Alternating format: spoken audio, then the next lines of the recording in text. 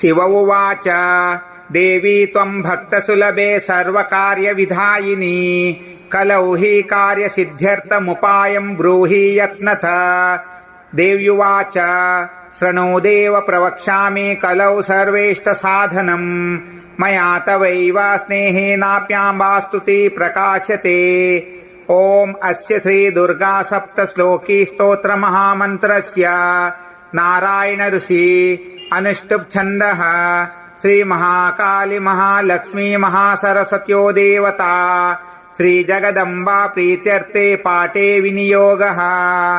ज्ञानिनामपि चेतांसि देवी भगवती हि सा बलादाक्रस्य मोहाय महामाय प्रयच्छति। दुर्गे स्मृता हरसि भीतिमशेषजन्तो स्वस्ते स्मृता मतिमतीव शुभं ददासि। दारिद्र्य दुःखभयहारिणी का त्वदन्य सर्वोपकारकरणाय सदार्धचित्ता। सर्वमङ्गलमाङ्गल्ये शिवे सर्वार्थसाधिके शरण्ये त्र्यम्बके गौरी नारायणी नमोऽस्तुते। शरणागत दीनार्थ परित्राणपरायणे सर्वशार्तिहरे देवी नारायणी नमोऽस्तुते।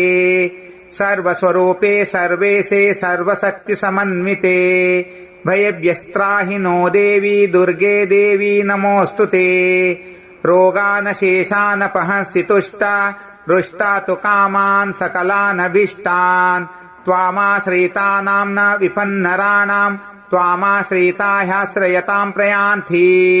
सर्वबाधा प्रशमनं त्रैलोक्यशाकिलेश्वरी एवमेव तया कार्यम् अस्मद्वैरी विनाशनम्।